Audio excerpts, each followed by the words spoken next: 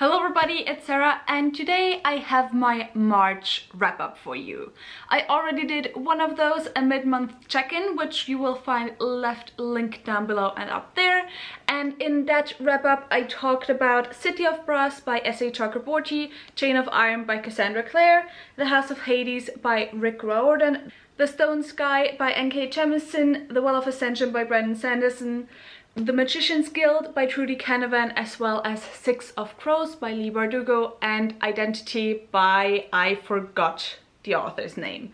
So yeah, if you want to know my thoughts on these books, go and check out that other video. I won't talk about these again in this video. In total, I read 18 books in March, which still seems crazy to me, but at least it's not as much as February, which was 28, which, you know, I managed to take it a bit more slowly. And I gotta be honest, like, even just a year ago, I read around maybe 6 to 8 books a month, and my mind was just like looking at all the booktubers reading 10 plus books, 15 plus books in a month, and I was just like mind blown. How can they read so much? Like, that's just crazy. And now that's who I am, and I do not know what happened. I legitimately do not know what happened. But anyway, part of the reason why I managed to read 18 books in March is because 7 of those books were rereads. And so let's start with those rereads that I read in the second half of March. First, I finished the Black Magician's trilogy with The Novice and The High Lord. I won't talk about this reread too much because I do have a whole review up for this series. But just very quickly, what is this series about? This series follows Sonia, who lives in the slums of her city, and in her city there's this magician's guild. However, it is believed that only the nobility have magical powers or magical potential. However, one day Sonia kind of finds out that she has magical potential herself, and from that point onwards she's kind of hunted by the guild, because there cannot be any wild magicians out there. And so yeah, I really enjoyed my reread. This was the the second reread I finished actually of my kind of nostalgia rereads, rereading all my favorite adult fantasy series written by women that are the series that got me into the fantasy genre and that I read long ago, and seeing if they still hold up. And if you want to know if this one held up, watch my review, which is linked down below and up there. Then I also finished Hershini, which is the third book in the Demon Child trilogy, which means I can now also finally film my review for the Hydron Chronicles, which are both the Wolfblade trilogy as well as the Demon Child trilogy. I will probably do a joint review of those two series. And yeah, this series follows Rushil, who is the titular demon child. What that means is that she is destined, or that she has been born with the purpose to kill a god. And yeah, so we follow her as she finds out about her destiny and so on.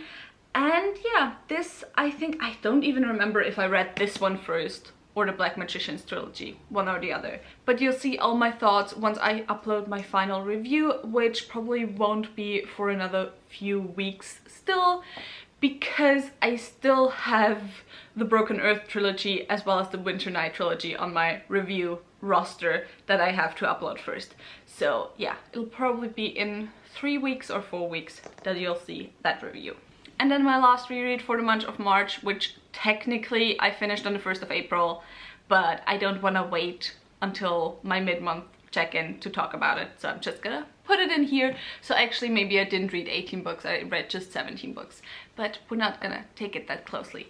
Anyway, that reread is The Hero of Aegis, which is the third book in the first era of the Mistborn trilogy by Brandon Sanderson. And I gotta be honest, I mean, maybe I just hyped it up too much from my memory, but I feel like I didn't enjoy this ending as much as I enjoyed it the first time round. I was still, like, you know, heartbroken and crying so much because I love the characters so much in this series. But there were a few, let's say, conceptual problems that I had with the ending of the series and with the third book in particular, and with the way certain characters were talked about and so on, that, yeah, I don't know. I just didn't pick up on the first time around. So yeah, gotta say, even though I loved my reread of this series, I'm still like kind of disappointed. It's a weird feeling. It's a weird, I don't know, it's a weird feeling. I don't know how to explain it. But yeah, this series is set in this world that for the past 1,000 years has been under the tyranny of the Lord Ruler, and we follow a bunch of thieves as they try and plan to steal from said Lord Ruler. And yeah, I love the series still, but as I said, mixed feelings on the ending. And I think, am I gonna bump it down under Warbreaker and Elantris in my, you know, Brandon Sanderson series ranking? I don't know yet. We'll see, we'll see. But yeah, still excited that I finally reread this series. So now on to the books that I read for the first time. Let's start with some just very quickly one and done type books. The first is Brüder Grimm Deutsche Sagen, which is Brothers Grimm German Legends. The Brothers Grimm did not only collect German or just generally Central European fairy tales, but they also collected German legends. This is one of those collections, and I gotta be honest, I prefer the fairy tales. I found this collection to be quite boring, if I'm very honest. Although it's nice because legends, you know, the thing about legends is that they're a lot of times specifically connected to certain places and, you know, not just taking place anywhere and everywhere at once. Then I finished book 12 in the Wheel of Time series, which is The Gathering Storm. The Wheel of Time series was created by Robert Jordan and then finished by Brandon Sanderson after Robert Jordan sadly passed away. This is the first book that was written by Brandon Sanderson, and I don't know, I mean, I gotta be honest, I did not pay close enough attention to the writing style in the other 11 books, or 12 books actually, because the prequel counts as well, also was written by Robert Jordan, that is what I wanted to say. But I didn't pay close enough attention to the writing style to really be able to say that this book was written differently from the other books.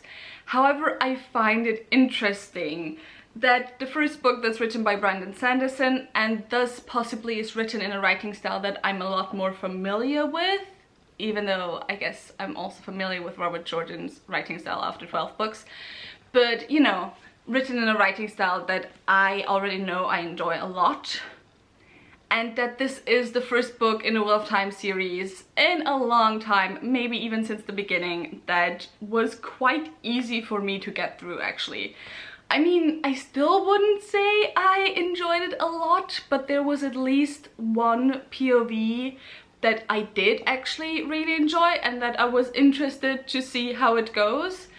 And so yeah, I thought that's an interesting observation that the first book that's written by Brandon Sanderson is the one that happened to me.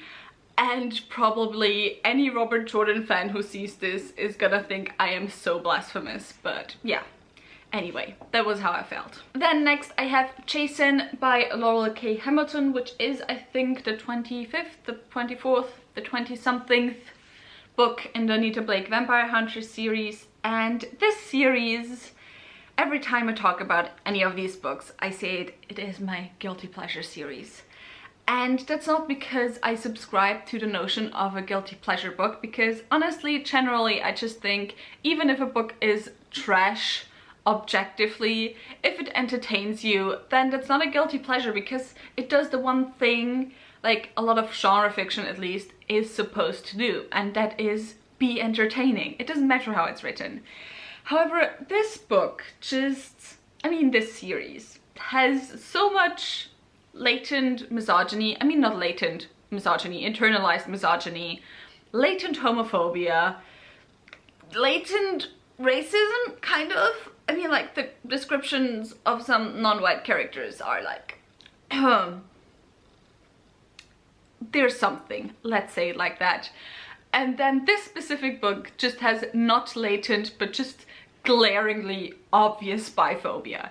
Because let me just read you 2 sentences from the synopsis, because you don't have to know anything else, but Anyway, it's about this friend of Anita Blake's. He has a girlfriend who lives in New York, and they're in a polyamorous relationship, and neither of them wants to be monogamous, so what could go wrong? JJ is enthusiastically bisexual, because we all know the bisexuals hate to be pinned down. And this comes from a series, by the way, where Anita Blake, our main character, has been in a polyamorous relationship with like 15 or 20 men for the past 10 books at least. I mean, not from the very beginning. At the beginning it was like 3, but you know, she accumulated more and more dudes. But of course, with the bisexual character, the only reason she's polyamorous is because she's bisexual. I mean, later on, it does come out that she has always been polyamorous, even when she was exclusively dating women, because she apparently prefers women over men, which, I mean, fair. So yeah, it's just really fun, and basically this entire 250-page book is 200 pages of a single sex scene with some talking in between, but generally it's just continuous sex. So yeah, a fun read, an easy read. I read this in one day, and it's my guilty pleasure because there's so much offensive shit in these books, but for some reason I absolutely cannot get angry at it, and I cannot take it seriously. I don't even know why. It's just this type of book. Then I read The Name of All Things by Jen Lyons, which is the second book in a chorus of dragons. I buddy read this with Cleo from Bemused Bookworm because we're currently buddy reading the series to prepare for the release of the 4th book in May. And yeah, I gotta say, I did not enjoy this book quite as much as the first book, but there's not really that much I can tell you about this series. Generally, I mean, it kind of follows these people that are part of a prophecy. In the first book, we follow Kieran, who is the lost heir to this noble house. He also is part of a prophecy, but he's not really part of a prophecy prophesied to save the world, but to, on the contrary, destroy it. And so, yeah, this second book, we mostly follow a different character. Actually, the theory right now of both Cleo and me is that each book is gonna follow the backstory of a different character, a different one of the characters that are part of the prophecy, because all the books kind of have dual timelines. One is in the past and one is in the present. And so yeah, as I said, this book I enjoyed less than the first book. However, I'm excited to get to book 3 now in April. Then I have The 100,000 Kingdoms by N.K. Jemisin, which is the first book in the Inheritance trilogy.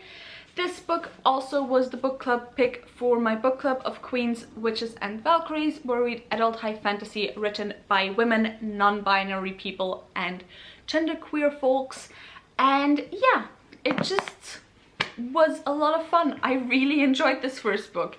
This series is set in a world where you have these nobles and you follow a character who, again, is kind of a lost heir type of character who now comes to live among those nobles, and also among them are gods who have been enslaved hundreds, thousands maybe of years ago. And yeah, I just love the gods. I love the whole gods walking among humans theme. I love our main character, and I think this series might end up being my favorite N.K. Jemisin series. I don't know yet, but definitely the first book so far was my favorite first book of the N.K. Jemisin series that I read, which, to be fair, this is the 3rd first book that I read of hers, so not too much to go on. But yeah, I'm excited to continue on, and for once you will not get a review of this. Usually I review all of the books that I buddy read for my book club.